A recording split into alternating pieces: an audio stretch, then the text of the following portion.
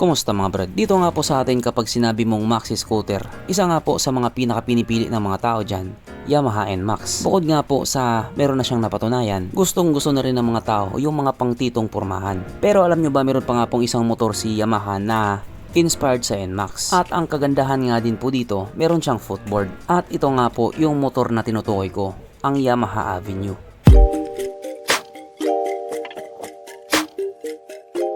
Pero syempre bago tayo magpatuloy, kung bago ka pa lamang napadpad dito sa aking walang kwentang channel, huwag ko na mag-subscribe. So yun na nga, bukod nga po sa Yamaha NMAX na NMAX Turbo na ngayon, meron pa nga po silang isang motor na medyo may hawigan din sa NMAX. Yes po, ang kaso lang wala po siya sa Pilipinas. Wala naman ang bago doon. Ito nga po yung motor na tinutukoy ko, ang Yamaha Avenue 125. Maliban nga po sa sinasabi nila na may hawigan siya doon sa Yamaha NMAX, makikita mo din dito sa motor na ito na parang may hawig din siya sa Suzuki Bergman. Diba? Meron din naman. Kaso lang itong motor nga po na ito ay available lamang doon sa China. Yes po, Yamaha na nandoon sa China. At katulad nga po doon sa Fazio at sa Grand Filano, ito po ay may pagka-hybrid din. Siguro same lang din po sila ng makina. Sadyang magkaiba lang sila ng forma. Kaya dahil dyan pag-usapan na naman natin kung ano pong meron sa motor na ito at kung gaano nga ba talaga siya kaganda. So ito nga po ang Yamaha Avenue 125 na mayroong 125 cubic centimeter engine displacement, 4-stroke single cylinder, single overhead cam with 2 valves, fuel injected at ito po ay naka-air cooled. Panis yan sa Honda Click 125.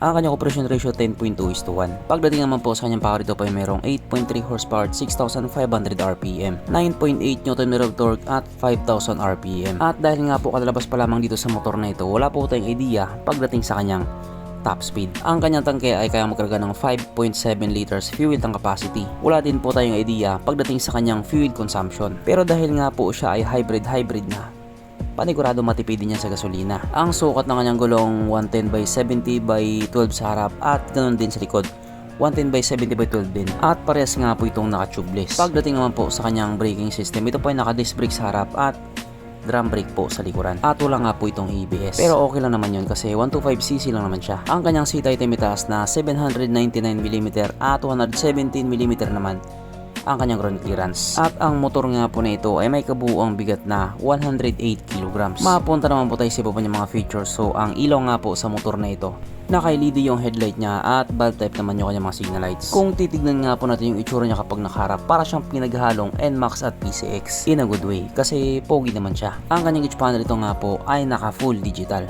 na ganyan nga po yung itsura. O diba, astig din yung pagkakagawa nila. At kung mapapansin nga po natin yung manibela niya, naka-naked handlebar po siya na napaka-astig nga pong tignan. Iba talaga kasi yung dating ng mga motor kapag naka-naked handlebar, malinis kasing tignan.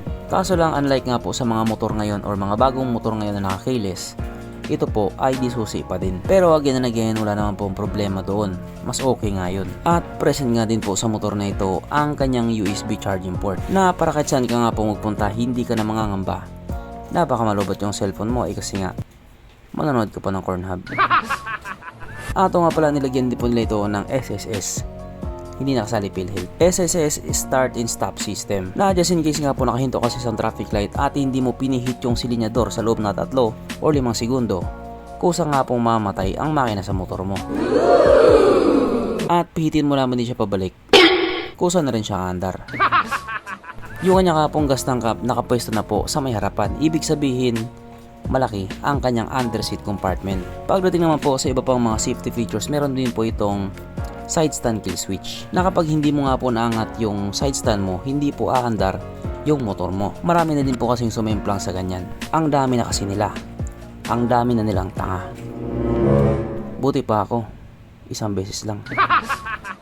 Pero dito, hindi pwedeng isang beses lang sapagkat nandito na nga po tayo sa exciting na part, ang kanyang mga suspension. So sa harapang bahagi nga po ito ay ginamitan ng telescopic fork at sa likuran naman ito po ay gumagamit ng single shock absorber na ayon nga po sa mga check kung putso na nakagamit sa motor na ito, maganda ang bounce.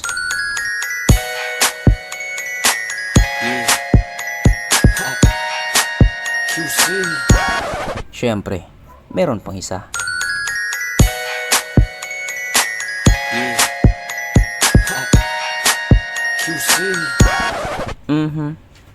panigurado, wala na namang nalungkot. At dahil wala nga pong nalungkot, alamin na po natin kung present nga ba sa motor na ito yung tatlong pinaka-importanting features. So, una na nga po dito ang kanyang lagayan ng istalyon at good news mga brad. Meron siyang ganon. Meron siyang lagayan ng istalyon. Pangalawa, meron din po siyang sabitan ng pulutan. At oras na nga po para sa ating ride horse check. Ang pinaka-importanting feature sa isang motor. At ayon nga po sa aking masusing pag-aanalisa, ang motor na ito ay kayang magkarga ng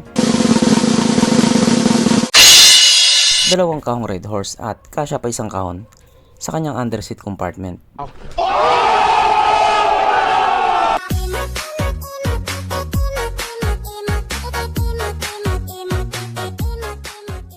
So therefore ang motor na ito ay talagang highly recommended.